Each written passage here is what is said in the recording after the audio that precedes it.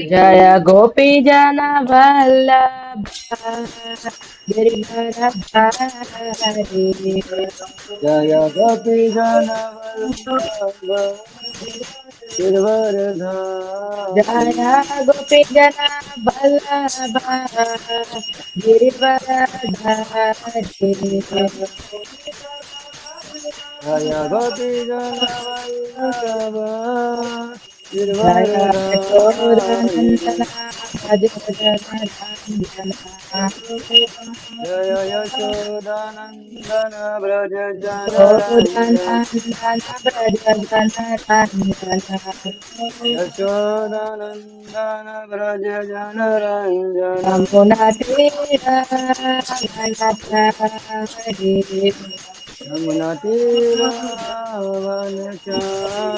यमुना तीरावनचारि जय यमुनातीरावनचारि राधा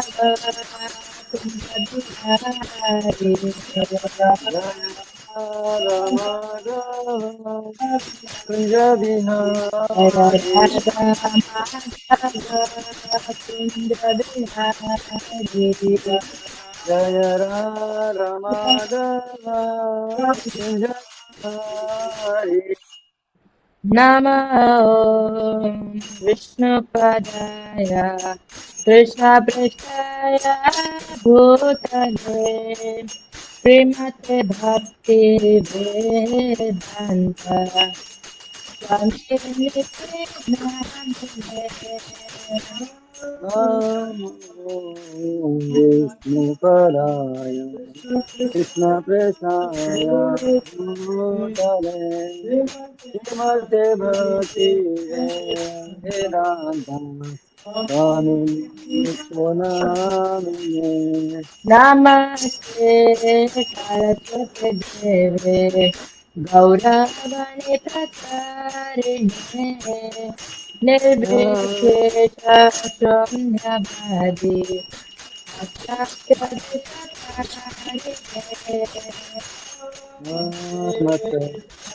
सरस्वती देवे गौरवाणी प्रचारिणे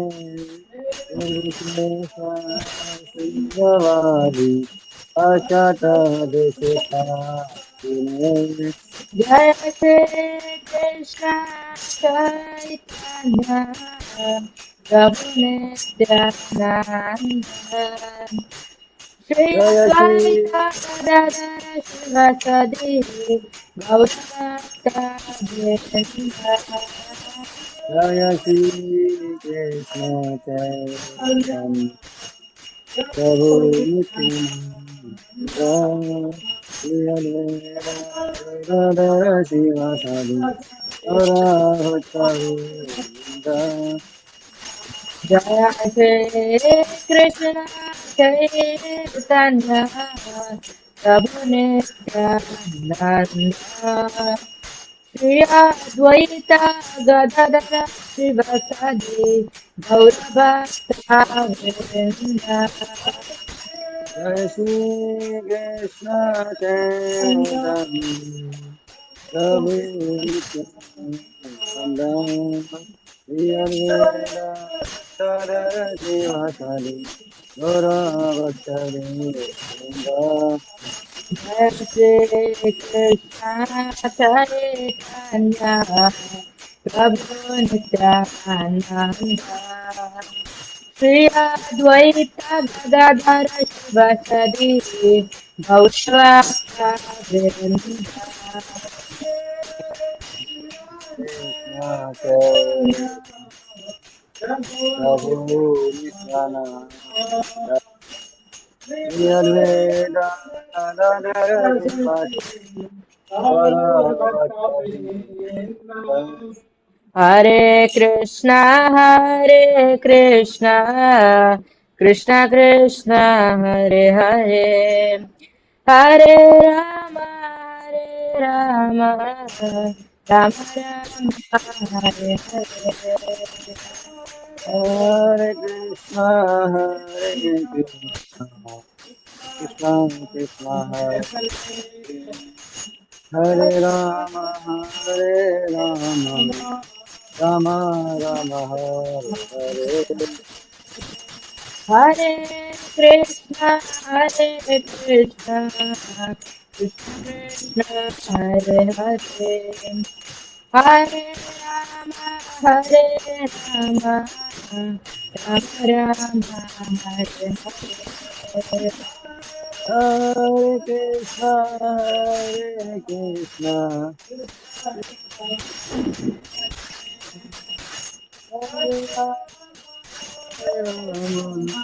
Rama Rama Hare Hare. Hare Krishna, Hare Krishna,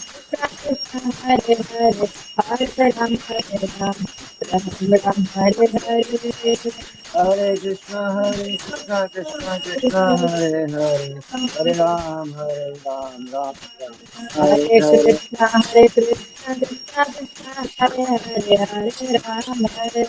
Hare Ram Ram Ram Hare Hare Hare. Krishna, Hare Krishna, Krishna Krishna, Hare Hare, Hare Ram, Hare Ram, Ram Ram, Hare Hare. Hare Krishna Krishna Krishna Hare Hare, Hare Rama Rama Rama Hare Hare Hare. Krishna, Hare Krishna, Krishna Krishna, Hare Hare, Hare Rama, Hare Rama, Rama Rama, Hare Hare. Hare Krishna Krishna Krishna Hare Hare, Hare Rama Rama Rama Hare Hare. Hare Krishna, Hare Krishna, Krishna Krishna, Hare Hare, Hare Rama, Hare Rama, Rama Rama, Hare Hare.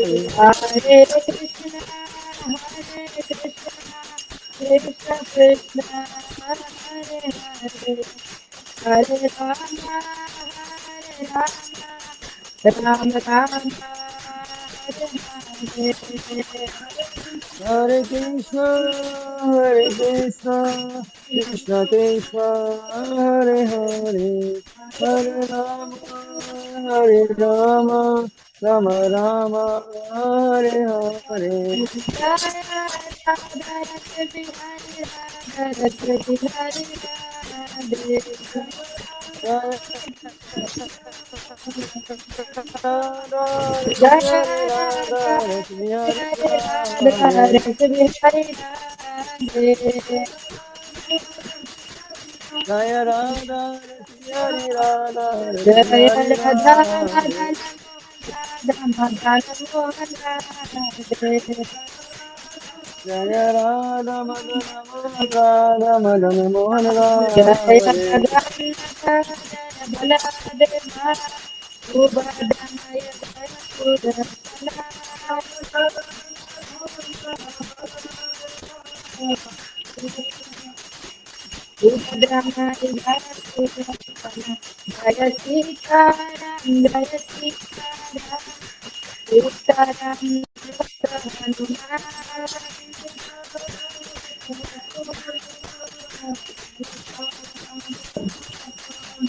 Jaya Gauranika Gauranika Gauranika Jaya Gauranika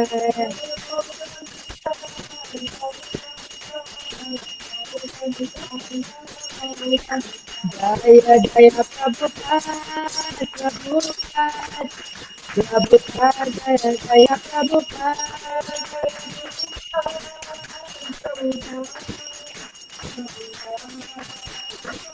Jaya Jaya Gurudev Gurudev Gurudev Jaya Gurudev Gurudev, Gurudev, Gurudev, Jai Gurudev.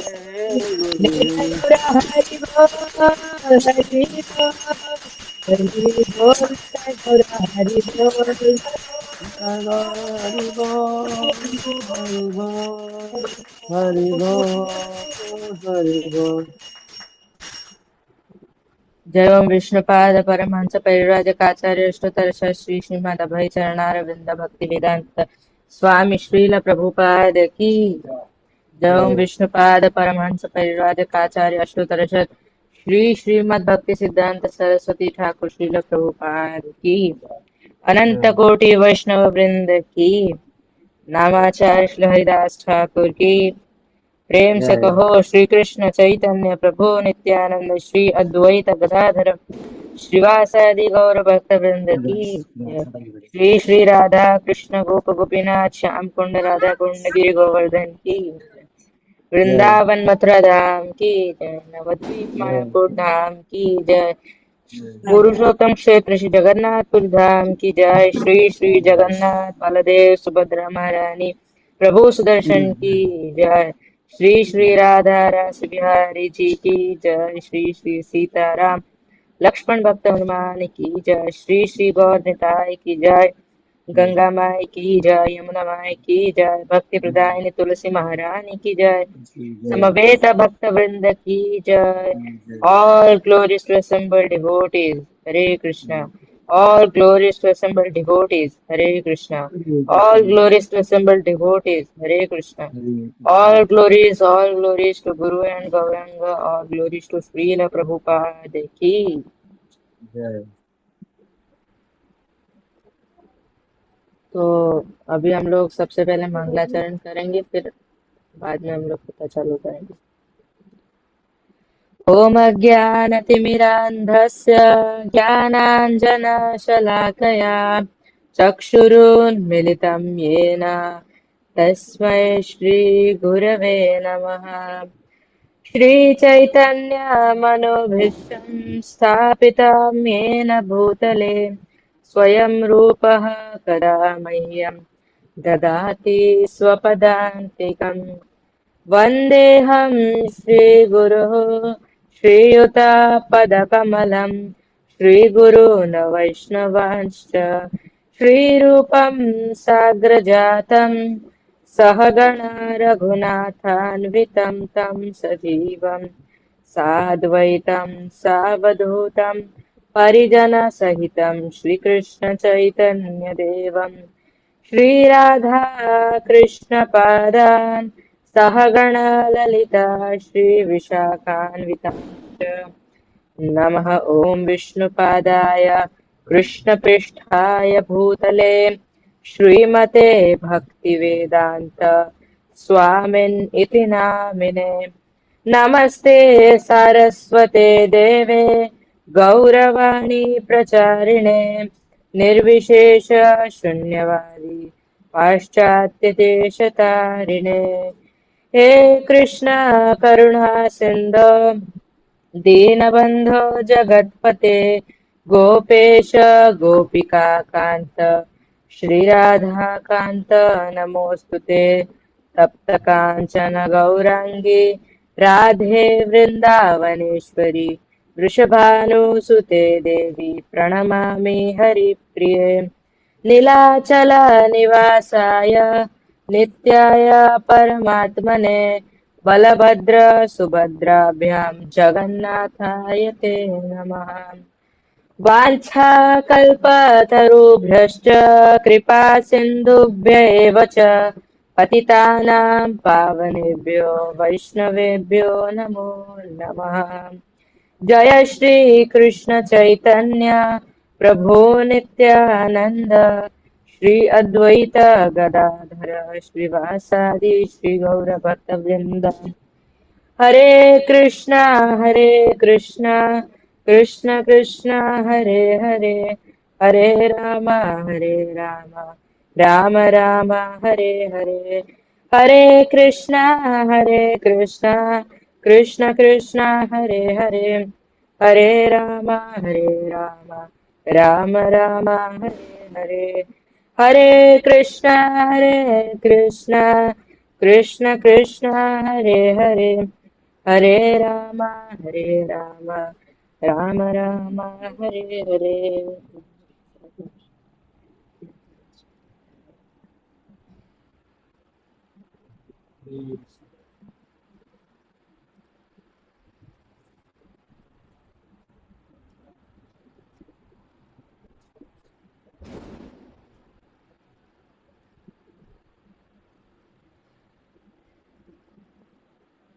हरे कृष्णा।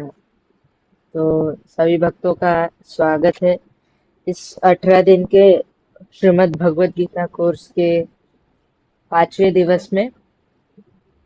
तो आप सभी वैष्णवों के चरणों में सादर दंडवत प्रणाम करते हुए इस सत्र को प्रारंभ करेंगे। और अगर इन पिछले 4 दिनों में अगर मुझसे कोई भूल हो गई हो तो कृपया करके क्षमा कीजिएगा। तो आज हम भगवत गीता के इस कोर्स के 5वें दिन में है। तो आज हम लोग भगवत गीता के 5वें अध्याय के ऊपर चर्चा करेंगे। तो हमने कल चर्चा किया था श्रीमद् भगवत गीता के चौथे अध्याय के ऊपर, जो कि है दिव्य ज्ञान के ऊपर। और हमने चर्चा किया था कि किस प्रकार ज्ञान की परिभाषा क्या है। तो हमने कल चर्चा किया था कि ज्ञान मतलब जो हमें भगवान भगवान और ईश्वर और जीव का जो संबंध, जिस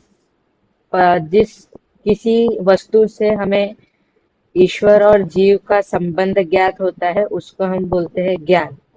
और दिव्य ज्ञान मतलब कि जो साक्षात श्री भगवान यानी कृष्ण के द्वारा जो उनके मुखारविंद से जो ज्ञान निकला है, उसको हम बोलते हैं दिव्य ज्ञान। यह स्वयं पद्मनाभस्य मुख पद्मात् विनिश्रित, यानी कि स्वयं भगवान कृष्ण की मुखारविंद से जो मुखारविंद शब्द इसलिए हम यूज करते हैं क्योंकि मुख यानी कि जो माउथ, मुख, उसको हम बोलते हैं मुख।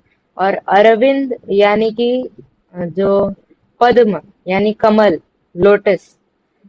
तो भगवान के जो सारे जो अंग है शरीर के, उनको कमल के साथ तुलना किस लिए किया जाता है? क्योंकि कमल एक तो उसके पंखुड़ियां बहुत ही सॉफ्ट होती है, एकदम सॉफ्ट होती है। और दूसरा उसमें एक लालिमा टाइप का होता है, यानी कि लाल लाल कलर का एक। तो सभी से अनुरोध है कि कृपया करके इस स्क्रीन को बंद कीजिएगा। तो लालिमा जो है एक लाल कलर का, उसके अंदर एक एक्सेंट होता है। तो कमल के पंखुड़ी में एक पिंक कलर का तो कमल होता ही है, लेकिन उसके अंदर एक बीच में जो है एक येलो कलर का और एक लाल कलर का एक्सेंट होता है। तो भगवान कृष्ण की तुलना इसलिए कमल से की जाती है क्योंकि कमल का जो बीज का होता है, जो उसमें जैसे मधु मक्खियां जैसे मधु निकालती है, वो जो बीज का पार्ट होता है, तो वो जो है वो येलो कलर का होता है, जिसके कारण कमल की सारे पंखुड़ियां टिके हुई है। तो आचार्य लोग इसकी बहुत ही गहरी परिभाषा बताते हैं कि जो कमल के बीच में जो येलो कलर का जो है, और भगवान कृष्ण की तुलना कमल से इसलिए की जाती है क्योंकि भगवान कृष्ण जो इस अस्तित्व में है, या भगवान कृष्ण को जो आनंद प्रदान करती है, आनंद प्रदान करने वाली जो आह्लादिनी शक्ति है, वो जो चराग है बीच में, वो है तप्त कांचन गौरांगी, यानी कि श्रीमती राधा रानी के कारण जो है कृष्ण का सारा अस्तित्व इस संसार में। अगर राधा रानी नहीं होती तो कृष्ण को ऐसा लगता मानो इस संसार में मेरा कोई नहीं है। क्योंकि जब जब कृष्ण केवल आदि पुरुष थे, केवल एक ही थे, जब अकेले जब इस संसार में थे, तो उनके बाम भाग से श्रीमती राधा रानी प्रकट हुई। यानी कि कृष्ण ने राधा रानी को प्रकट किया, किसके लिए किया? ताकि ये जो उनके अंदर जो अकेलापन है, जो लोनलीनेस है, उसको दूर किया जाए। तो आचार्य गण कहते हैं कि कमल की तुलना जो की जाती है भगवान कृष्ण की, इसलिए क्योंकि बीच का जो पराग है, उसका जो येलो कलर का जो है, उसके कारण जो है उसकी सुंदरता बनती है। तो आप बच्चे लोग को देखोगे तो बच्चे जो है वो जितना ज्यादा कमल से अट्रैक्ट नहीं होते, उतना ज्यादा उस कमल के पराग से अट्रैक्ट होते, उसको छूने का प्रयत्न करते, क्योंकि पराग के कारण ही कमल का अस्तित्व है।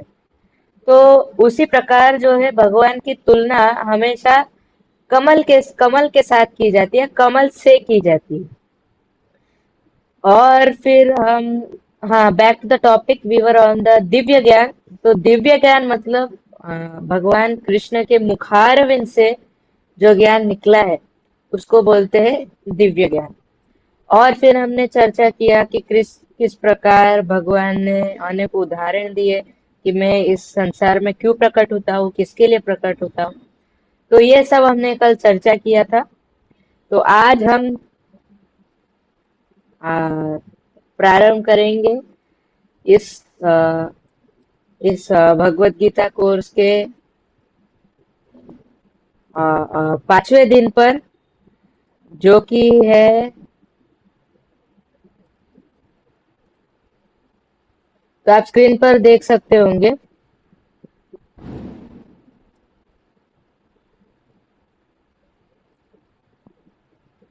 श्रीमद् भगवत गीता का 5वें अध्याय जो है, जिसका नाम है कर्म योग, कृष्ण भावना भावित कर्म।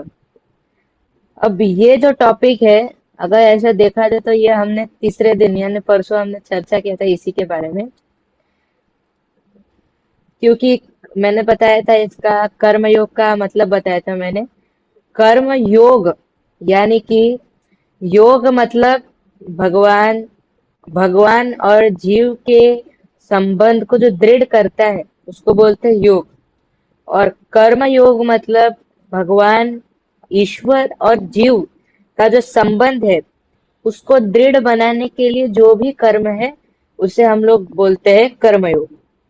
तो इसका सीधा सीधा मतलब होता है यानी कि कृष्ण और हमारे संबंध को दृढ़ करने में जो भी कर्म हम करते हैं, जैसे कि नाम जप हो गया, वैष्णव की सेवा हो गई, वैष्णव यानी गुरु की सेवा हो गई, तो ये जितने भी कर्म हैं ये सब कर्म योग में आते हैं।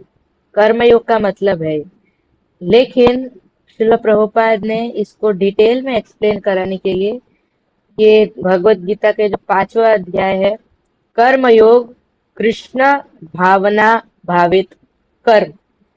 तो कर्म योग में भी कृष्ण भावना भावित कर्म कैसे किया जाए, तो इसके ऊपर श्रील प्रभुपाद जी चर्चा करते हैं। तो हम अभी भगवत गीता के 5वें अध्याय का पहला श्लोक पढ़ेंगे। तो उसके हिसाब से हम लोग इस पूरे पीपीटी का हम लोग चर्चा करने का प्रयास करेंगे। तो आप स्क्रीन पर देख सकते होंगे अध्याय 5, कर्म योग, कृष्ण भावना भावित कर्म।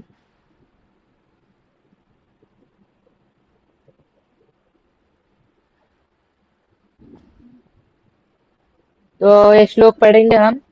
अर्जुन उवाच संन्यासं कर्मणां कृष्ण पुनर्योगं च शंससि यच्छ्रेय एतयोरेकं तन्मे ब्रूहि सुनिश्चितम्।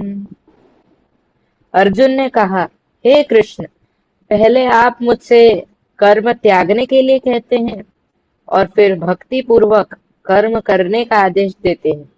क्या आप अब कृपा करके निश्चित रूप से मुझे बताएंगे कि इन दोनों में से कौन अधिक लाभप्रद है?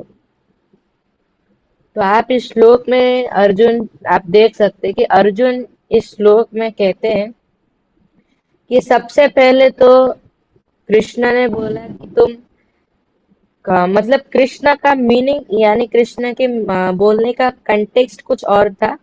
लेकिन कृष्ण के बोलने के लिटरल मीनिंग लेने के कारण अर्जुन कह रहे हैं कि आपने सबसे पहले मुझे कर्म छोड़ने के लिए कहा। हालांकि कृष्ण ने नहीं, मतलब कृष्ण का कॉन्टेक्स्ट ये नहीं था कि कर्म छोड़ दो।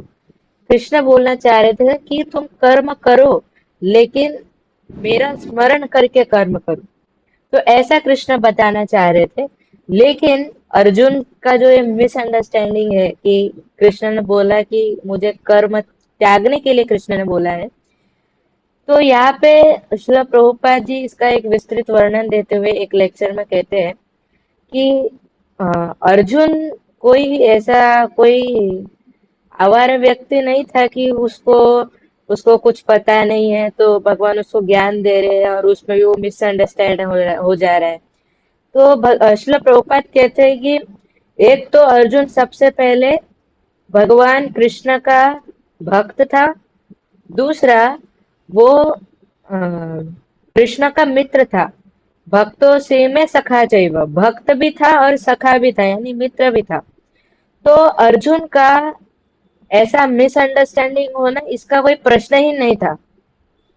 लेकिन हम लोगों के लिए भगवान ने अर्जुन को माध्यम बना के हम लोगों के लिए ये भगवत गीता को पूरा विस्तृत रूप से वर्णन किया, ताकि हम जैसे बद्ध जीव जो है, हम बद्ध जीव तो भगवान से जाके डायरेक्ट प्रश्न नहीं कर सकते। इसलिए भगवान ने स्वयं अपने मुख से ये भगवत गीता बोलकर हमारे जीवन के जितने भी परिस्थितियों में भगवान ने हमारा साथ दिया है।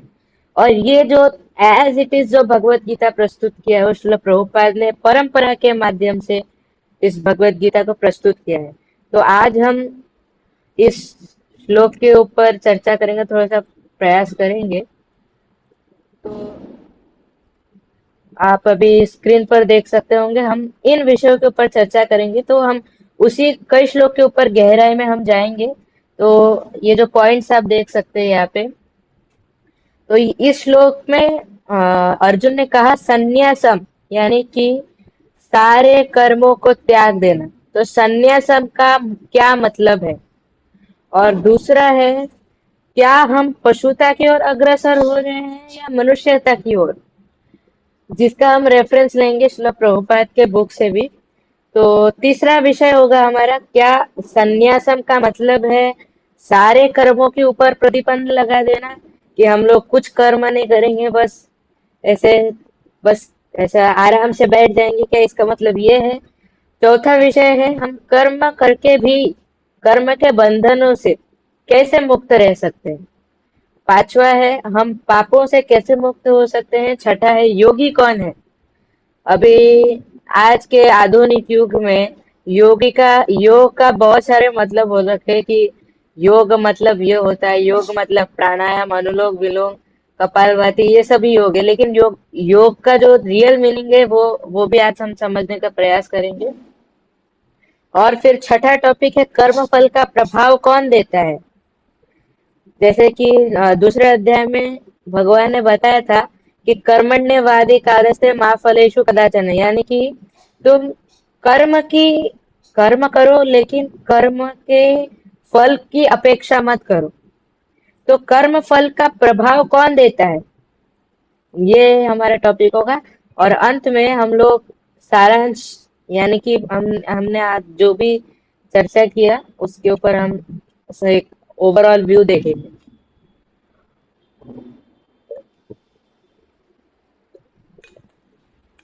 तो सबसे पहला जो विषय है हमारा वो है संन्यासम का क्या मतलब है। तो ऐसा नहीं कि संन्यास का मतलब वही है कि जो जो सैफरन कपड़ा में रहता है वही सन्यासी हो सकता है, ऐसा नहीं है। संन्यास जो धर्म है वो सभी के लिए है। संन्यास का मतलब होता है कि अपने जो भौतिक कार्य से निवृत्ति एवं भौतिक कार्यों से निवृत्ति एवं आध्यात्मिक कार्यों में अपनी रुचि को बढ़ाना, इसको संन्यास कहते हैं। तो ये संन्यास जो है ये हमारे वर्णाश्रम धर्म का ही एक अंग है। जैसे कि चार अंग है हमारे वर्णाश्रम के। पहला है ब्रह्मचर्य आश्रम, फिर गृहस्थ, वानप्रस्थ एवं संन्यास।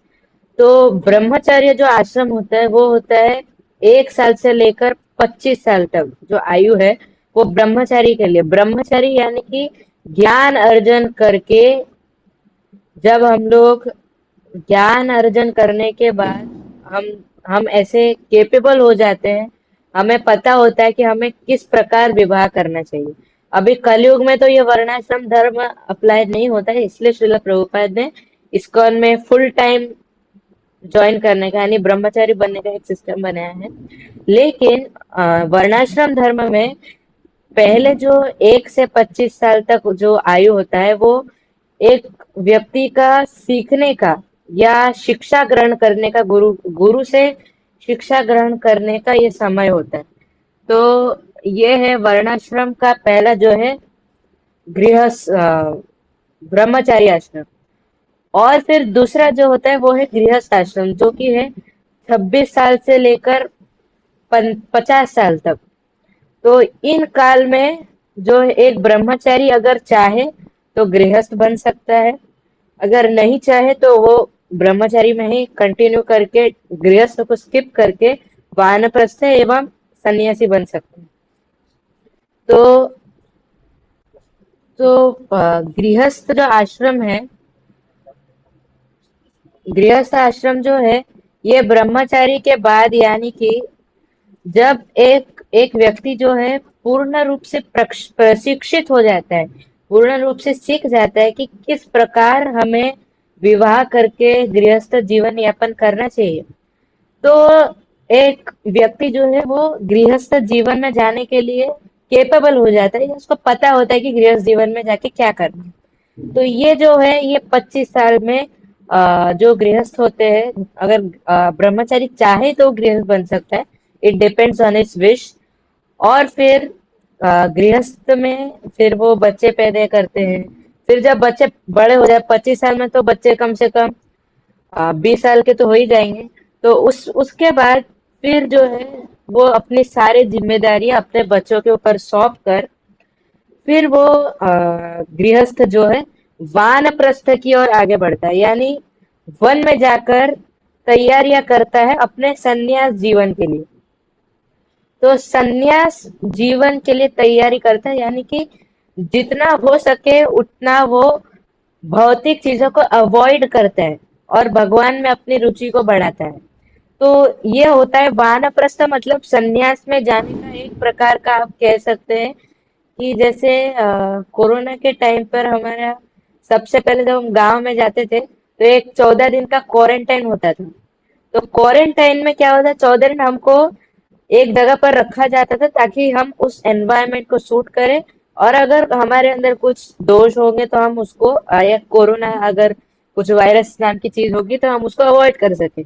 तो वैसे ही वानप्रस्थ जो है वो सन्यास के लिए क्वारंटाइन जैसा है कि आप पूरी तैयारी करते हो सन्यास आश्रम को ज्वाइन करने के लिए। और फिर आप देख सकते हैं कि हमारे जो हिंदी के जो नंबर्स होते हैं, तो 51 साल से लेकर 75 तक ये वानप्रस्थ का है, यानी कि 25 100 साल तक इसको डिवाइड किया गया हमारे मनुष्य जीवन को। तो 50 के बाद क्या आता है, 51, 52, 53, 54, 55, 56। तो मतलब अभी वन में जाने का समय आ गया है। हालांकि कुछ लोग इसका मीनिंग अभी भी नहीं जान पा रहे, लेकिन ये जो नंबर्स है ये हमें कुछ मीनिंग समझाते हैं, इसका कुछ मतलब है, ऐसे ही नहीं। तो संस्कृत जो है इसको देव भाषा बोला गया है, हर एक शब्द में एक एक गूढ़ या डीप मीनिंग होता है उसका। तो 51, 52, 53, तो इसमें हमको इंगित कर रहे हैं कि अभी वन में जाने का समय आ गया है, अभी वानप्रस्थी बनने का समय आ गया है। और फिर वानप्रस्थी के बाद 76 ईयर से लेकर 100 जो हमारा जो साल रहता है, ये एज ग्रुप में ये सन्यास का एज ग्रुप रहता है, यानी कि हम पूर्णतया भगवान को समर्पित होकर हम भगवान की सेवा में लग जाते हैं। तो ये जो है ये सन्यास का मतलब होता है। और हम रेफरेंस लेंगे श्रील प्रभुपाद के लेक्चर से। तो यहाँ पे श्रील प्रभुपाद कहते हैं कि सन्यास का मतलब नहीं है कि वॉइडनेस, यानी अवॉइडिंग एवरीथिंग। सन्यास का जो यहाँ पे जो भगवान ने सन्यास के लिए बताया, कर्म को त्यागने के लिए बताया है, सन्यास का मतलब यह नहीं है कि आप सब कुछ छोड़ दो, कुछ नहीं करने का, बस ऐसे खाली बैठ जाने का। इसका मतलब प्रभुपाद यह नहीं बताते। श्रील प्रभुपाद बताते हैं कि सन्यास का मतलब, आप बहुत ही फ्रिक्वेंट प्रभुपाद ये वर्ड यूज करते थे, रिनंसिएशन डजंट मीन रैस्कलडम, कि खाली बैठे हुए। तो जैसे कि हिंदी में कहावत है, खाली मन शैतान का घर होता है। तो प्रभुपाद जी कहते हैं ये कहावत एक बिल्कुल सही है। खाली मन अगर आप रखोगे तो उसके अंदर कोई भी आके आपको अटैक करके जा सकता है, जैसे कि बुरी भावनाएं। तो श्रील प्रभुपाद कहते हैं कि renunciation means leaving the material activities and adopting the spiritual activities to please guru and Krishna, यानी कि भगवान, गुरु और कृष्ण को प्रसन्न करने के लिए मटेरियल एक्टिविटीज यानी कि भौतिक कर्मों को छोड़कर आध्यात्मिक कर्म जब हम लोग बढ़ाते हैं, जो हम उनकी संख्या को बढ़ाते हैं, तो हम जब उनकी संख्या में वृद्धि करते हैं तो उसको बोलते हैं रिनंसिएशन या रिनंसिएशन फ्रॉम मटेरियल एक्टिविटीज। भौतिक कर्मों से संन्यास को बोलते हैं संन्यासम, यानी कि संन्यास का जो असली मतलब है वो है भौतिक कर्मों से विरक्ति और आध्यात्मिक कर्म में आसक्ति, इसको बोलते हैं संन्यास। मेरे वर्डिंग्स को जरा ध्यान से सुनिएगा। भौतिक कर्मों से विरक्ति और आध्यात्मिक कर्मों से आसक्ति, ये जो है ये संन्यास का असली मीनिंग है, श्रील प्रभुपाद इस अध्याय में बताते हैं। और फिर प्रभुपाद कहते हैं कि आवर हरे कृष्णा फिलोसफी और वैष्णव philosophy means not only quit the material activities but adopt to the spiritual activities such that it pleases to Krishna and Guru। यानी कि जो हमारा जो इस्कॉन जो हमारा जो मूवमेंट है, इसका मतलब नहीं है कि सब छोड़ छाड़ के बैठ जाओ। प्रभुपाद जी कहते हैं कि ये सब this is nonsense, he is a nonsense who says that कि हम सारे आध्यात्मिक भौतिक दोनों कार्यों को छोड़ देंगे, बस सन्यास की ओर आगे बढ़ेंगे। तो प्रभुपाद जी एक वर्ड यूज करते हैं कि he is a nonsense who says that, जो इस वर्ड को बोलता है कि सारे कर्मों को छोड़ दो। हम जीवात्मा है और जीवात्मा की प्रकृति है कि जीवात्मा का स्वभाव है, स्वाभाविक वो है कि उसको कर्म करना ही पड़ेगा, वो बिना कर्म करे नहीं रह सकता। फॉर एग्जाम्पल श्रील प्रभुपाद बताते हैं कि आप किसी को भी बोलो कि स्टॉप डूइंग दिस, आप ये काम करना बंद कर दो, तो उसके जो व्यक्ति को आप बोल रहे हो तो उस व्यक्ति के तरफ से तुरंत रिप्लाई आएगा कि मैं ये काम करना बंद कर दूं, और क्या करूं, और क्या करूं तुम बताओ। यानी कि जीवात्मा कभी भी बिना कर्म किए नहीं रह सकता है, उसको कर्म करना ही पड़ेगा। For example Srila Prabhupada example देते हुए कहते हैं कि आप सबने अगर हिस्ट्री में पढ़ा होगा तो एक बहुत ही क्रूर शासक हुए हमारे हिस्ट्री के, मुगल औरंगजेब। तो औरंगजेब जो है, औरंगजेब के 4 भाई थे और उसने चारों भाइयों का उसने मर्डर कर दिया, चारों भाइयों को उसने मार दिया। और चारों भाइयों को मारने के बाद फिर अपने पिता को जेल में भेज दिया और खुद राजा बन गया।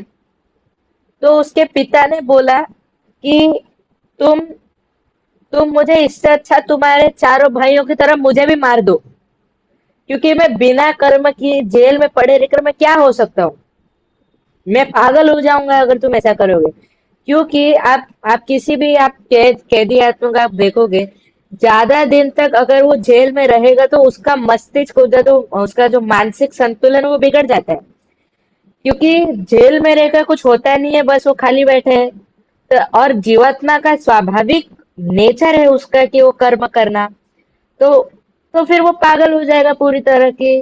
तो आप देखोगे 2-3 साल बाद उसका मानसिक संतुलन जो है वो पूरी तरह बिगड़ चुका होगा। तो उसी प्रकार प्रभुपाद जी कहते हैं कि हम अगर सारे कर्मों को छोड़ देंगे तो that is called a nonsense और मूर्खता, कि आप सारे कर्मों को छोड़कर बस खाली बैठो, ये मूर्खता है। एक्चुअली सन्यास का जो मतलब है वो है कि आप भौतिक कर्मों को छोड़ दिए हो और अभी आप आध्यात्मिक कर्म कर रहे हो, यानी कि आप कर्म तो कर रहे हो लेकिन आप भौतिक लोगों के लिए कर्म नहीं कर रहे हो, आप गुरु और भगवान को प्रसन्न करने के लिए आप कर्म कर रहे हो। तो ये जो है ये सन्यास का रियल मीनिंग है।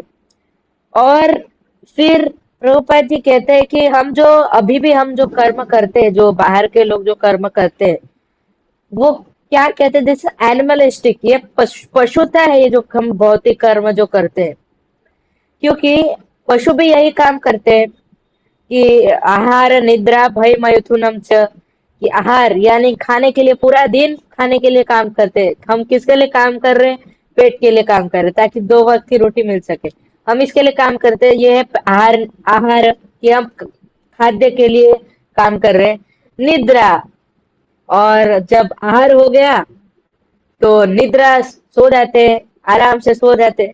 आहार निद्रा भय यानी डिफेंडिंग, कि कोई शत्रु मुझे आक्रमण कर देगा तो क्या होगा, अगर कोई आतंकवाद अभी आकर मुझे गोली मार देगा तो क्या होगा।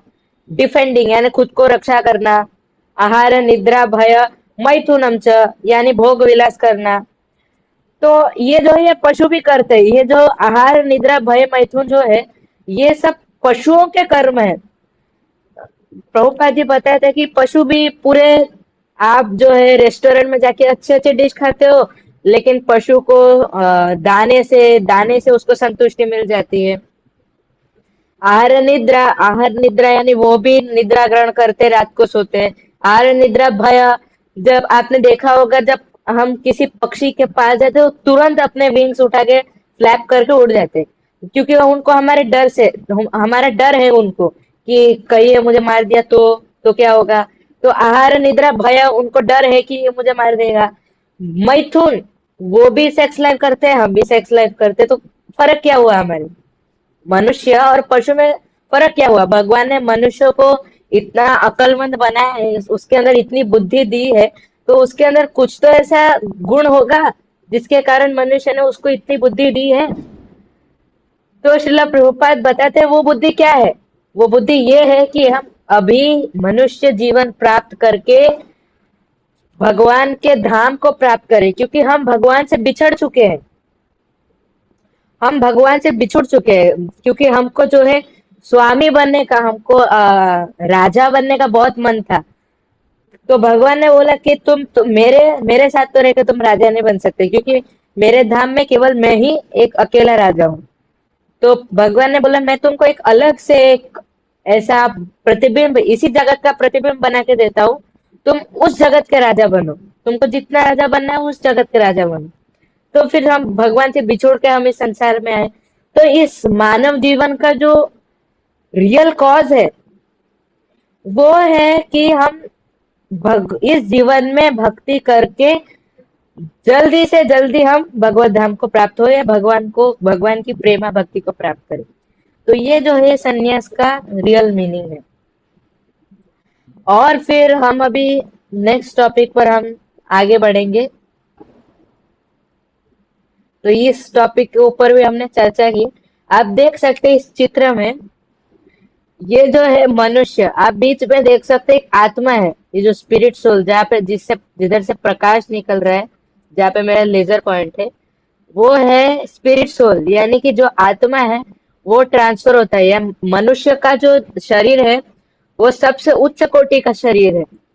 और आप देख सकते हैं यहाँ पे फिर है मनुष्य सबसे ऊपर, फिर मनुष्य के नीचे है पशु, बंदर, शेर, गाय, बिल्ली और फिर कुत्ता। ये जो है ये थलचर है, यानी कि जो जमीन में जो रहते हैं। और फिर आप नीचे देख सकते हैं ये है पक्षी, जो कि हवा में उड़ सकते हैं। और फिर आप नीचे देख सकते हैं ये है एम्फीबियंस, यानी कि ये जल और लैंड और जमीन दोनों में रह सकते हैं। जैसे कि ये मगरमच्छ, सांप और फ्रॉग यानी मेढक। और ये जो है आप उसके नीचे आप देख सकते हैं ये है क्रॉलिंग करने वाली, या जो रेंग का जो चलते हैं। ये यहाँ पे बिच्छू है, और यहाँ पे और एक कीटक है।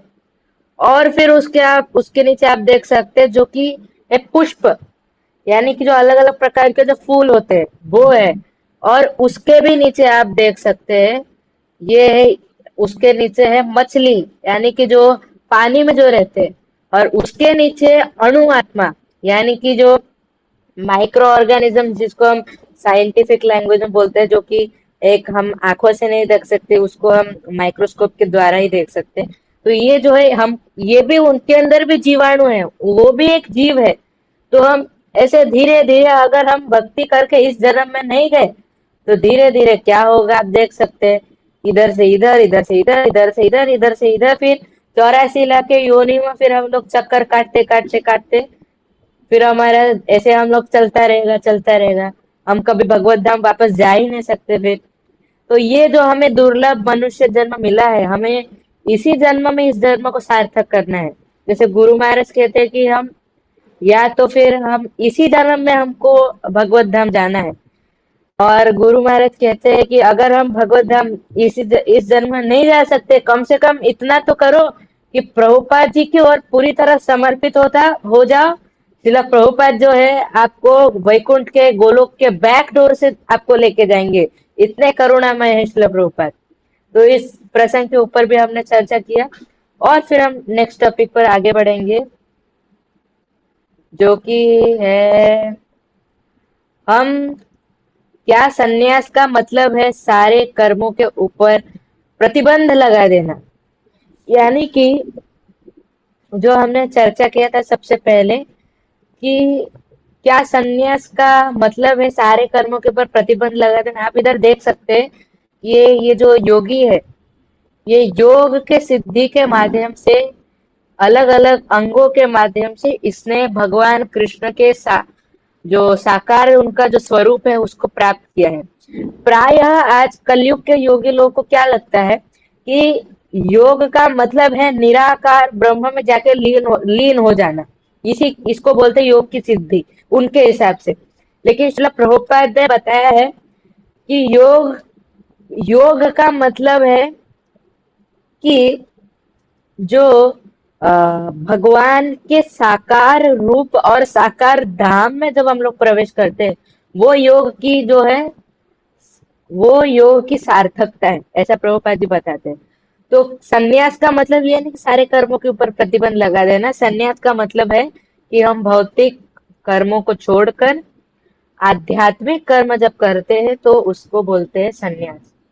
फिर हम हमारे नेक्स्ट टॉपिक पर आगे बढ़ेंगे।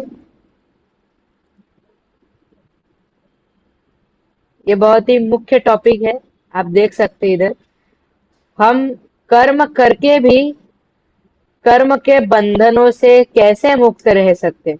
आप इस पिक्चर में देख सकते होंगे जहाँ पे मेरा लेजर है, यहाँ पे है श्री श्री निताई गौर सुंदर, और यहाँ पे दो भक्त कीर्तन कर रहे हैं, यहाँ पे नाम जप कर रहे हैं। आप इनके हाथ में देख सकते हैं एक बीट बैग है, और यहाँ पे ये भगवान के अर्चा विग्रह की सेवा कर रहे हैं, और यहाँ पे वे उनका स्मरण कर रहे हैं, और यहाँ पे वे उनका कीर्तन कर रहे हैं। तो ये जो सारे भी कर्म आप स्क्रीन पर देख रहे हैं, ये सारे कर्म करके हम कर्म के बंधनों से मुक्त रह सकते हैं। आप समझे मैं क्या बोला? ये कर्म जो है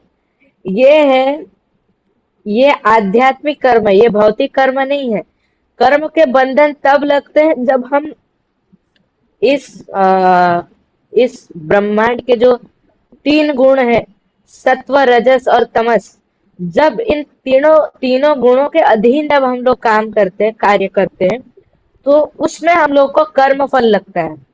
लेकिन ये जो आप कर्म देख रहे हैं स्क्रीन पर, कीर्तन करना, नाम जप करना, भगवान अर्चा विग्रह की सेवा करना, भगवान का चिंतन मनन करना, भगवान की कीर्तन करना, जो नवधा भक्ति है, श्रवणम कीर्तनम विष्णु स्मरणम पाद सेवनम अर्चनम वंदनम दास्यम साख्यम आत्म निवेदनम। तो ये जो है ये न तो सत्व गुण में आते, न तो रजोगुण में आते, न तो तमोगुण में आते। ये आते विशुद्ध सत्व गुण में। सत्व गुण के ऊपर जो है विशुद्ध सत्व गुण। तो श्रील प्रभुपाद कहते हैं कि हमें उस लेवल तक पहुंचना है, विशुद्ध सत्व गुण तक पहुंचना है। हमें सत्व गुण ही बन के नहीं रहना है। सत्व गुण हाँ सबसे टॉप पोस्ट है, लेकिन सत्व गुण के भी ऊपर एक गुण है जिसका नाम है विशुद्ध सत्व गुण। तो हमें उस विशुद्ध सत्व गुण के अवस्था में जाना है, जहाँ पे न तो कर्म करने पर भी हमें उस कर्म के बंधन नहीं लगते। तो ये जो है, ये जितने भी सारे आध्यात्मिक कर्म हम करते हैं कृष्ण के रिलेटेड, फिर से बताना चाहूंगा, कृष्ण के रिलेटेड जितने सारे हम आध्यात्मिक कर्म करते हैं, वे सभी कर्म करने से हम कर्म के बंधन में या वापिस हम इस जगत में नहीं आते, हम डायरेक्ट भगवान कृष्ण के लोक में चले जाते। तो ये जो है हमारा टॉपिक था, हम कर्म करके भी कर्म के बंधनों से ऐसे मुक्त रह सकते हैं।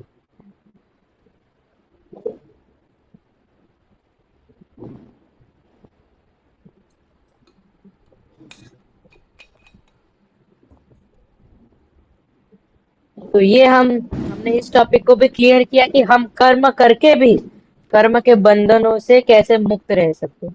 तो अब हम बढ़ेंगे हमारे नेक्स्ट टॉपिक के ऊपर, जो कि है हम पाप से कैसे मुक्त हो सकते हैं। सारे धर्मों में यही चीज है कि हम पाप नहीं करना है, हमको पाप नहीं करना है, हमको हमको पुण्य करके भगवान के धाम में जाना है। लेकिन हम पाप से मुक्त कैसे हो सकते हैं? तो the best of the best example is in front of you on the screen, कि आप देख सकते हैं ये पिक्चर, अगर आपको स्मरण होगा तो ये जो है ये अजामिल चरित्र का पिक्चर है। आप देख सकते हैं यहाँ पे जो है विष्णु दूत है और इस तरफ जो है यमराज उसके प्राणों को खींच कर लेके जा रहे हैं, और यहाँ पे जो है विष्णु दूत है। तो आप सोचोगे कि कैसे, ऐसा कैसे कि अजामिल के एक तरफ है विष्णु दूत, दूसरे तरफ है यमराज, क्योंकि जहाँ पे विष्णु दूत वहां पे यमराज नहीं होते, और जहाँ पे यमराज होते वहां पे विष्णु दूत नहीं होते। तो इसका हम थोड़ा सा बस स्मरण स्मरण कराने के लिए आपको बता दूं कि ये अजामिल जो है ये ब्राह्मण परिवार से था, बहुत ही पुण्यवान व्यक्ति था। लेकिन एक बार इन्होंने जब लकड़ी काटने के लिए जब ये जंगल में गए थे, तो इन्होंने एक वैश्य को देखा भोग करते हुए, तो वो उनसे आसक्त हो गए, और आसक्ति के कारण वे उस वैश्य को घर पे लेके आए। फिर उन्होंने कई सारे गंदे काम उनके साथ किए, उनके साथ भोग किया, कई वर्षों तक ऐसा चला, और फिर उनको 10 संतानें हुई। अपने वैश्य के साथ रहने के कारण उनके 10 संतानें हुई, 10 पुत्र हुए। उनमें से सबसे छोटे जो थे उनका नाम था नारायण। तो आज ऋषि मुनि ने इसको बहुत सोच समझ के नाम दिया था नारायण। और जब अंत समय में जब अजामिल अपना शरीर छोड़ रहा था, जब उसकी मृत्यु हो रही थी, तो यमराज के दूत आए, और यमराज के दूतों ने उनको बहुत मारा कि तुमने जीवन भर पाप किया उस वैश्य के साथ, तो अब तुमको नरक में जाना पड़ेगा। तो उस समय जो है, जैसे कि कहा जाता है कि जो छोटा पुत्र जो है वो सबसे ज्यादा प्रेम होता है पिता को उससे। तो अजामिल जो है जोर से चिल्लाया नारायण करके, और फिर नारायण का नाम सुनते ही जो है विष्णुदूत वहां पे प्रकट हो गए। हालांकि अजामिल ने अपने पुत्र नारायण को बुलाया था, लेकिन विष्णुदूतों ने सोचा कि ये जो है ये नारायण को बुला रहा है, ये तो साक्षात भगवान विष्णु को बुला रहा है, तो भगवान का नाम ले रहा है। तो विष्णुदूतों ने बोला कि नहीं, तुम इसको नहीं लेके जा सकते। क्यों? क्योंकि इसने नारायण का नाम लिया है। तो यमराज के दूतों ने बोला लेकिन इसने अपने पुत्र का नाम लिया है। तो फिर विष्णुदूतों ने बोला कि जो भी हो, इसने नारायण का नाम लिया है, वो चाहे इसके पुत्र हो या भगवान हो, इन्होंने नारायण का नाम लिया है, तो तुम इसको नहीं लेके जा सकते। फिर यमराज और विष्णुदूतों के इसमें बहुत लड़ाई हुई, और उसके बाद फिर विष्णुदूतों की विजय हुई, और फिर अजामिल जो है, अजामिल को एक नया मनुष्य जन्म मिला। और मनुष्य जन्म भी कहाँ मिला? वृंदावन धाम में उसको मनुष्य जन्म मिला।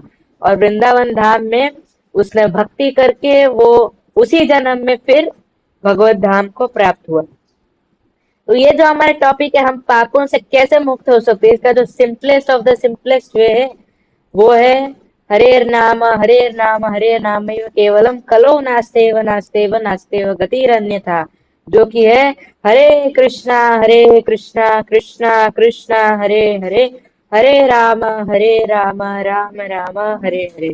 तो ये जो हमारा है टॉपिक, हम पापों से कैसे मुक्त हो सकते हैं, तो ये हम पापों से सिर्फ एक ही कलयुग में मुक्त हो सकते हैं, वो है हरिनाम का चिंतन करके, उनका उच्चारण करके, हरिनाम के प्रति समर्पित होकर। तो हम पापों से इस प्रकार मुक्त हो सकते हैं। तो ये हमारा टॉपिक क्लियर हुआ, और फिर हम नेक्स्ट टॉपिक पर बढ़ेंगे, जो कि है योगी कौन है। आप इस पिक्चर में देख सकते होंगे, एक योगी है जो कि योग कर रहे या ध्यान कर रहे। और अगर आप थोड़ा सा ध्यान से देखेंगे तो उनके परमात्मा यानी कि उनके हृदय में भगवान कृष्ण और भगवान विष्णु का जो उनका प्रकाश हुआ है, भगवान विष्णु का दर्शन कर रहे हो आप लेजर लाइट में देख सकते हैं कि भगवान विष्णु का उनके हृदय में प्रकाश हुआ है। यानी कि योग मतलब भगवान और हमारा संबंध, उसको बोलते हैं योग। और योगी मतलब जो भगवान और हमारे संबंध पर जो व्यक्ति ध्यान करता है, चिंतन करता है, मनन करता है, उस व्यक्ति को कहा जाता है योगी। Very simple. जो कि जो भगवान और जीव के संबंध को दृढ़ करता है उसको बोलते हैं योग। और योग को जो करता है उसको बोलते हैं योगी। तो real meaning of the Yogi means कि जब हम लोग भगवान के साथ हमारे संबंध को स्थापित करने में प्रयास करते हैं तो उस हम जब इस प्रयास को कर रहे होते हैं तो हम क्या बन जाते हैं, हम योगी बन जाते हैं। योगी का ये मतलब नहीं होता कि जंगल में जाके बैठ जाना ध्यान करना, उसका मतलब योगी नहीं है। योगी का मतलब है जब हम लोग भगवान के साथ हमारे संबंध को जब सुदृढ़ करते हैं तो हम बन जाते हैं योगी। तो ये जो हमारा टॉपिक है कि योगी कौन है, ये बहुत ही सिंपल भाषा में श्रील प्रभुपाद ने बताया है कि जब हम लोग भगवान से हमारे संबंध को दृढ़ करते हैं तब हम बन जाते हैं योगी। तो अब जो है हम थोड़े से भगवत गीता के जो श्लोका है उसके ऊपर पे आगे बढ़ेंगे। लेकिन उसके पहले ये हमारा जो लास्ट टॉपिक है, कर्म फल का प्रभाव कौन देता है। आप इस पिक्चर में देख सकते होंगे, यहाँ पे सबसे पहले ऊपर जो है वो किसका पिक्चर है, स्वयं साक्षात भगवान श्री कृष्ण का पिक्चर है। तो यहाँ पे आप ऊपर देख सकते हैं भगवान कृष्ण मुरली धारण करके मुरली वादन कर रहे हैं। और ये जो है ये प्रकृति के 3 गुण है। ये सत्व है, दो येलो कलर की, ये में जो है ये सत्व गुण है, ये रजोगुण है और ये तमोगुण है। और इन्हीं सत्व गुण, रजोगुण और तमोगुण के कारण आप देख सकते हैं जैसे कठपुतली कैसे होती है। आपने अगर कभी कठपुतली का एक शो नाटक देखा होगा, खासकर राजस्थान में सबसे ज्यादा चलता है, तो उसमें जो है जो ऑथर होता है, जो मेन डायरेक्टर होता है, वो अपने हाथों से धागों को ऐसा जब चलाता है तो कोई कठपुतली नीचे आता है, फिर वो अपने हाथ को हिलाता है, फिर वो कुछ बोलता है, तो वो उसके हाथों के इशारों से चलता है। ऐसा जैसे आप इस इधर देख सकते हैं धागों से, सत्वगुण रजोगुण और तमोगुण के धागों से ये मनुष्य जो है इसको बहुत दुख दिया जाता है, सुख दिया जाता है, जो भी दिया जाता है संसार में, ये केवल और केवल सत्वगुण रजोगुण और तमोगुण के अधीनता के ऊपर प्रकृति के गुणों के द्वारा दिया जाता है। तो हमें जो कर्म फल का प्रभाव मिलता है ये हमें प्रकृति के 3 गुण सतोगुण रजोगुण तमोगुण देते हैं। अगर हम सतोगुण में काम किए तो हमको सतोगुण का काम मिलेगा। अगर हमने पिछले जन्म में तमोगुण किसी के प्रति बुरा व्यवहार किया तो हमें तमोगुण के जैसा ही प्रभाव मिलेगा। अगर हमने इस जन्म में हमने किसी का बुरा नहीं किया है, लेकिन हम अगर पिछले जन्म में किसी का बुरा करते हैं तो उसका प्रभाव हमें कभी ना कभी तो देखने को मिलेगा।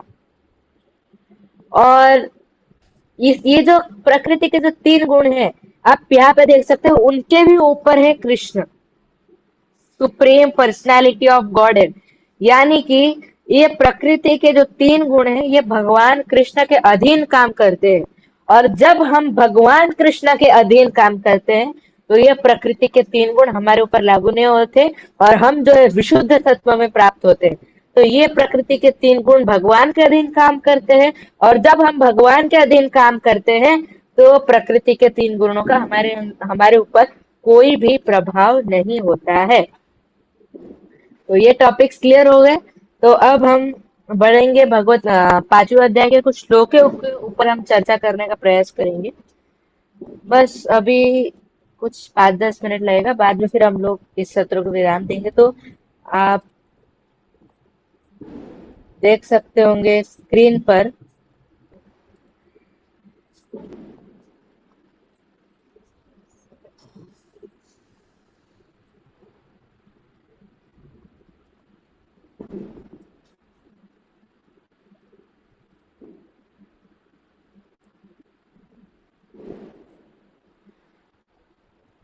तो आप इस श्लोक को स्क्रीन पर देख सकते होंगे, जो कि है संन्यासस्तु महाबाहो दुःखमाप्तुमयो गतः योगयुक्तो मुनिर्ब्रह्मा न चिरेणाधिगच्छति। भक्ति में लगे बिना केवल समस्त कर्मों का परित्याग करने से कोई सुखी नहीं बन सकता, परंतु भक्ति में लगा हुआ विचारवान व्यक्ति शीघ्र ही परमेश्वर को प्राप्त कर लेता है। तो आप इस श्लोक में देख सकते होंगे कि भगवान ने क्या बोला है कि बिना भक्ति किए कोई भी इस संसार में नहीं रह सकता। यानी कि आपने भौतिक कर्मों का तो परित्याग कर दिया, लेकिन आपने भौतिक कर्मों का परित्याग करने के बाद भी आप अगर भक्ति नहीं करते हो, तो फिर आपके भौतिक कर्मों का परित्याग करने का कोई फल ही नहीं। आप जैसे कि प्रभुपाद जी ने, हम जब उपवास करते हैं, तो प्रभुपाद जी ने उपवास का मतलब बना है उप यानी निकट, वास यानी रहना। तो उपवास यानी भगवान के निकट रहना। तो अगर हम उपवास में ज्यादा से फास्टिंग करेंगे और हम अगर अपने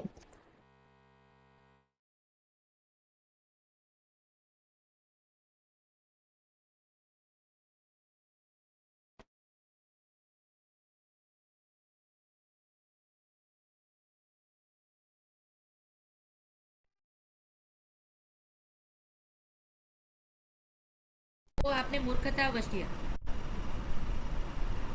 तो फिर आपने जो भी किया वो मूर्खतावश किया। तो ऐसा श्रील प्रभुपाद इसका मतलब समझाते हैं।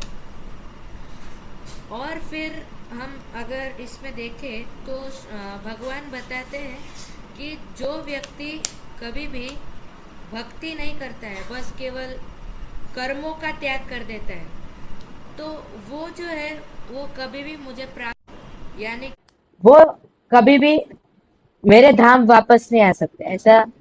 ऐसा श्रील प्रभुपाद ने भी इसका मतलब बताया। तो अब हम हमारे जो नेक्स्ट श्लोक के ऊपर आगे बढ़ेंगे 5.7 के ऊपर। तो आप स्क्रीन पर देख सकते होंगे इस श्लोक को। योगयुक्तो विशुद्धात्मा विजितात्मा जितेन्द्रियः सर्वभूतात्मा भूतात्मा कुर्वन्नपि न लिप्यते।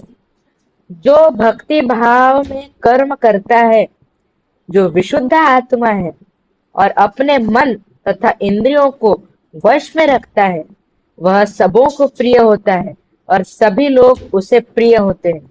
ऐसा व्यक्ति कर्म करता हुआ भी कभी नहीं बंधता। तो जैसे कि हमने कुछ समय पहले हमने चर्चा किया था, उसी बात को भगवान यहाँ पे फिर से दोहराया रहे हैं कि जो भक्ति भाव में जब हम लोग कर्म करते हैं, तो हम जो है लास्ट लाइन में आप देख सकते हैं, वह कभी नहीं बनता है। ऐसा व्यक्ति कर्म करता हुआ भी कर्म के बंधनों में कभी नहीं बंधता।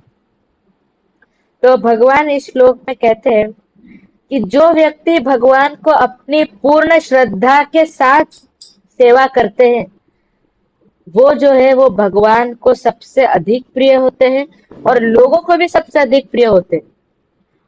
भगवान कहते हैं कि वो व्यक्ति लोगों को सबसे अधिक प्रिय होते हैं और लोग जो है उसको सबसे प्रिय होते हैं। यानी कि सब लोग जो अनुकूल वातावरण बन जाता है उसके चारों तरफ, क्योंकि सब लोग के क्योंकि वो भगवान के प्रति उसका श्रद्धा देखकर, उसकी पवित्रता देखकर सारे लोग उसके प्रति आकर्षित हो जाते हैं।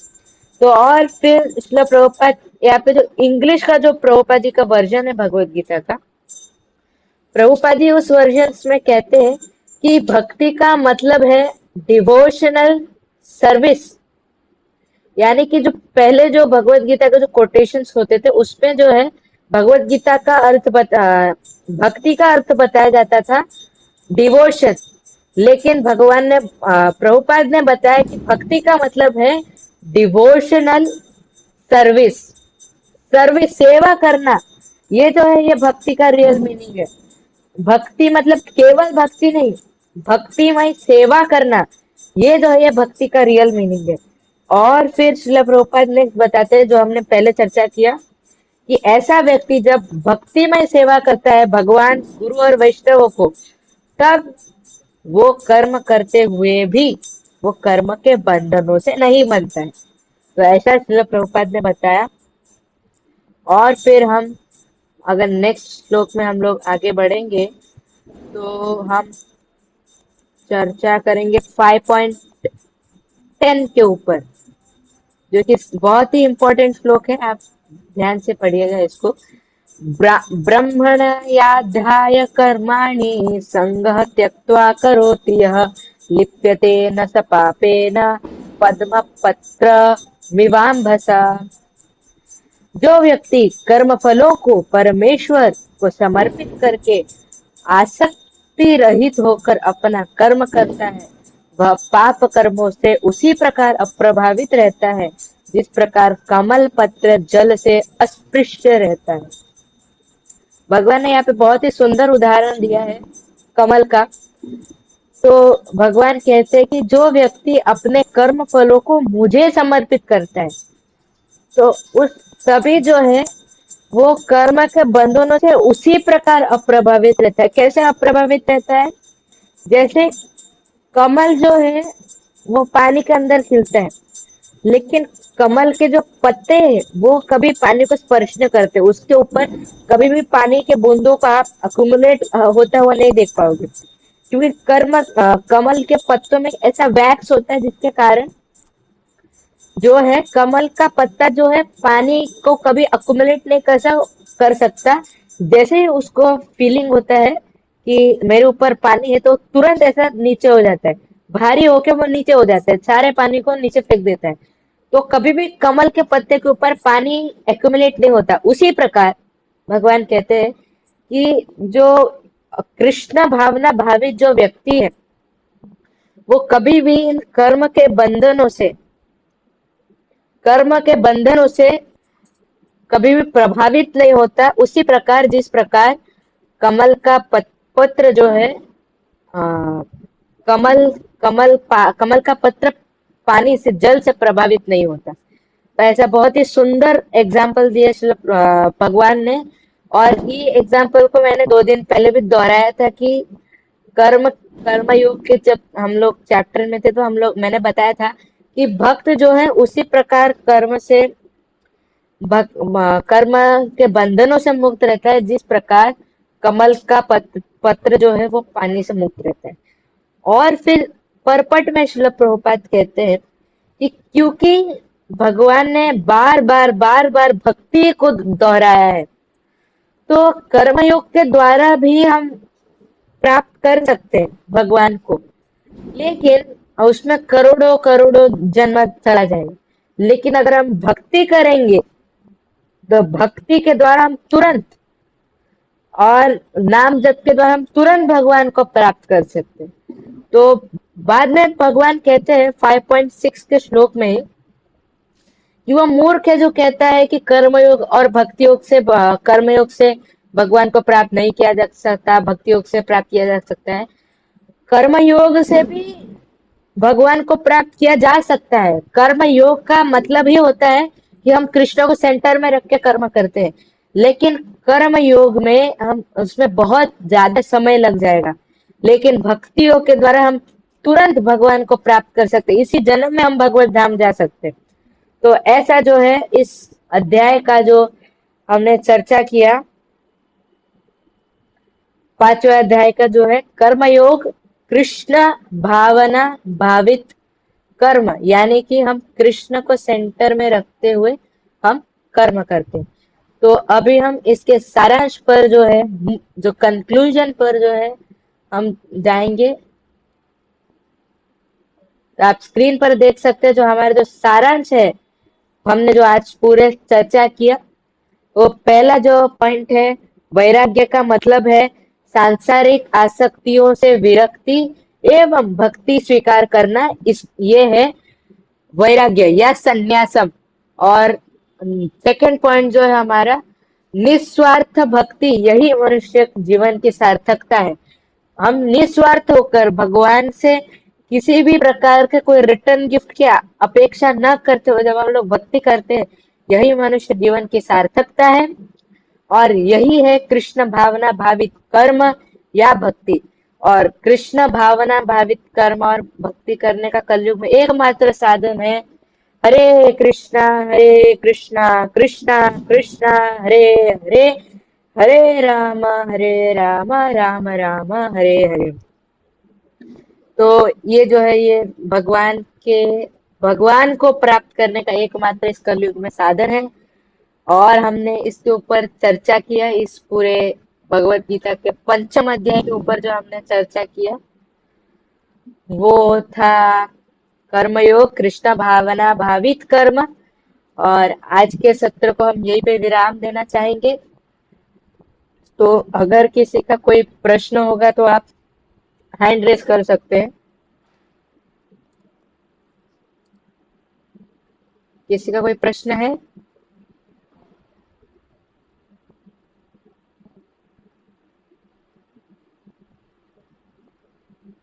ठीक है, तो किसी का कोई प्रश्न नहीं है तो फिर हम लोग आज के सत्र को ये भी विराम देते हैं। जय जयकार के साथ श्रीमद् भगवद गीता की जय, श्रील प्रभुपाद की जय, हरिनाम प्रभु की जय। वांछा कल्पतरुभ्यश्च कृपा सिंधुभ्य एव च पतितानां पावनेभ्यो वैष्णवेभ्यो नमो नमः। सभी वैष्णव के चरणों में मेरा दंडवत प्रणाम है। और अगर मुझसे कोई कथा में अगर कोई अपशब्द यूज हुआ होगा तो क्षमा कीजिएगा दास समझ के। हरे कृष्णा कृष्णा कृष्णा हरे हरे, हरे राम राम राम हरे हरे। हरे कृष्णा निताय गौर हरि प्रेमानंदे हरि हरि बोल। हरे कृष्णा।